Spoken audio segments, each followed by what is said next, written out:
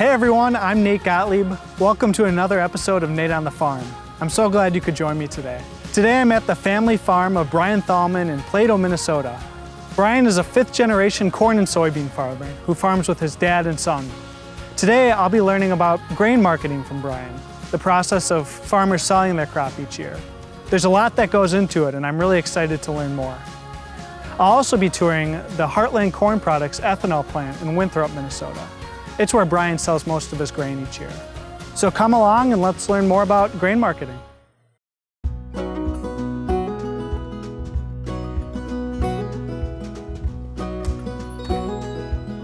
Hey Brian. Hi Nate. How's it going? Good. Good. Thanks for coming. Thanks for having me out. Looking forward to it Yeah, today. well I'm excited to learn more about your operation and see what it takes to market a crop each year. Let's head inside. Awesome. Well, Brian, it's great to be here today. Thanks for having me out. I'm just wondering if you can start by telling me a little bit about your farm and how you got into farming. I sure can. I'm really proud to be here in southern Minnesota. My great-great-grandfather settled in 1877, and we began as a diversified livestock farm, chickens, cows, pigs, traditional farm. Yeah. Then as generations went on, get into the 50s and 60s, and farms started changing, just like everything in society. And my father and grandfather made the decision they needed to start diversifying to add additional value to what we were doing here. And we pulled out of the livestock, and then we started diversifying just into crop production. At that point, we started in the seed production. So we started growing soybean seed, wheat seed, put up a seed cleaning facility to clean and package seed and sell to area farmers. And that continued to grow. We've expanded that business today. And then in the 1990s and early 2000s, we got involved in the ethanol industry. And now all the corn that we grow goes for ethanol. So we've been able to add value to the grain we grow. Again, kind of like what my ancestors did many years ago when you add value feeding it to livestock. Was farming something you always wanted to do, or was it something you did you explore kind of other things, or was it always? You know, I never did. It was in my blood. I don't have any brothers and sisters. So I grew up from little on, riding along the tractor, watching things, get home from school, and I'd look outside and try to figure out what tractor got moved where while I was gone when I was 5 or 6 years old. What do you enjoy about it? Do you like being out in the fields, or what's kind of your? A combination. We're again different that we've got the seed business and we've got a business side, so it's more than farming. We're interacting with farmers and other seed dealers and so on as well. Yeah. But from a farming standpoint, it's just nice to be able to put a seed in the ground in spring and have faith that God's going to help produce fruit 6 months later. By us being a farmer ourselves and growing crops, that really helps our seed business because we talk to our customers and say, this isn't something we're just reading about in a catalog. This is seed that we've already tried on our farm. This is why we think it's a benefit to you and so on. So it just helps make it kind of be a closed loop that way. Yeah. Well, I'm wondering if you can tell me a little bit about the seed business. It seems like there's a lot of different components to it, and I'd love to learn a little bit more about it here. Yeah, sure can. That has changed as well too. Back 40, 50 years ago, we got going. We're working with publicly developed varieties of wheat and soybeans, especially. Soybeans is what we've diversified into. But it was work that was done by the University of Minnesota, Iowa State, and so on, developing beans.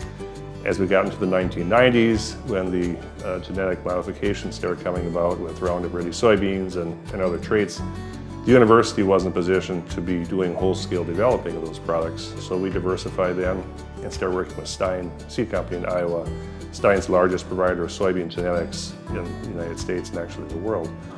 So we work directly with them. We get the new varieties that they develop through their extensive breeding program. We'll put those out with our growers. We've got about 12 other farmers that grow seed for us. We grow some new varieties here. Sometimes we've got 3 acres each, sometimes 40 acres each of a new variety. We're increasing that seed, so the following year, then those bushels are planted by another grower to increase it once more, to get it up to a level that then can be marketed to the farm customer. What do you think is maybe misunderstood about farming from people who aren't involved with it, especially when we talk about corn farming? The biggest concern I would have is people driving by a field and seeing the shiny combine, seeing the sprayer out there spraying pesticides, and number one, they see the big expensive equipment, and so farmers are all millionaires. Well, they get $1 million of equivalent, but they probably owe just as much against it. But in terms of the bigger fear factors, people have a fear of the unknown.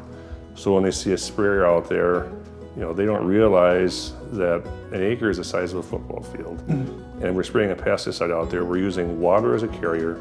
We might be putting 15 gallons of water out on that football field. And you're seeing the water when you see the vapor coming down. In that water, there might be 10 or 20 ounces of a herbicide mixed in that's diluted in the water that's being applied, but they don't understand, so they're feared about that. And the fertilizer on the corn side, agriculture, corn especially, gets knocked around a little bit in terms of nutrients and so on. Again, they see the fertilizer being applied. Do they realize that many of the applicators are variable rate application, and we might be applying 50 pounds here, but 400 pounds over here because the soil tests required. The world continues to grow in population. The world's land mass continues to decline. So we have to keep doing things to be growing renewable products, and we're growing it for food, we're growing it for feed, we're growing it for fuel, we're growing it for clothes and fiber. I mean, there's unlimited things that we can do with these corn and soybean products. Well, so just to transition here a little bit, I've learned a fair amount this year just about the production process, but maybe a little less about kind of what happens to the crop once it's harvested. And I know we're getting toward harvest season here, but I'm just wondering if you can talk to me a little bit about how farmers make decisions as far as selling their grain and marketing it and kind of all the factors that go into that. Sure can. Marketing is probably one of those things that most farmers put on the bottom of their list, and it's obviously a necessary evil, and that's what keeps you alive to farm another year. But it's challenging and frustrating, and it's good to have some cycles in the market. So for those that are buying our product, they can find a time when the price is lower to buy, and if you're selling, you can sell when it's higher. But you don't know day to day where that's going to be, so you have to do things in small increments, and that's what most successful marketers will do. Will maybe put a price target in place, and they're working with marketing advisors and so on. They may recommend that when we get to this price level over the next 6 months, sell 10% of your crop, sell another 10%. So that's typically what happens. And regarding you guys in Heartland, was it just you guys have been working with them for a long time, or how did that relationship come about? Yeah, Heartland Corn Products is unique cooperative structure in that it is owned by about 900 farmer members. But Heartland Corn Products does not buy a bushel of corn.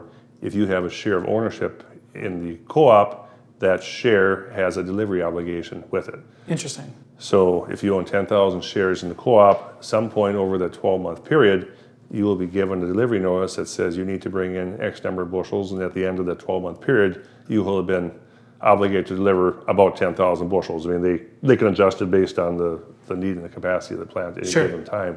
Thanks for teaching me all about the marketing aspect here. I'd love to, my understanding is you guys have some grain storage here too? We do. Yeah. I'd love to go take a look. Yeah, go and take a look. Let's do that. Awesome. All right. Sounds great.